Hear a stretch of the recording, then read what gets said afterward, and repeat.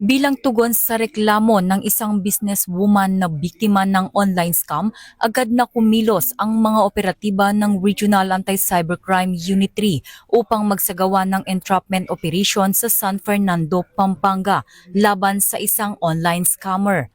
Batay sa investigasyon, umorder ang suspect ng general merchandise items sa Facebook account ng biktima at gumamit ng peking screenshots ng bank transfer bilang patunay ng bayad nito. Kalaunan, natuklasang walang anumang perang pumasok sa bank account ng biktima.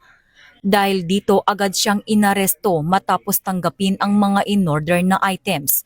Nahaharap ngayon ang suspect sa paglabag sa Article 315, swindling o estafa ng Revised Penal Code. Muling nagpaalala ang PNP-ACG sa publiko na tiyaking beripikado ang mga natatanggap na resibo ng bayad bago maglabas o magpadala ng mga items at makipag-ugnayan sa pinakamalapit na impilan ng pulisya sa opisyal na communication channels ng PNP.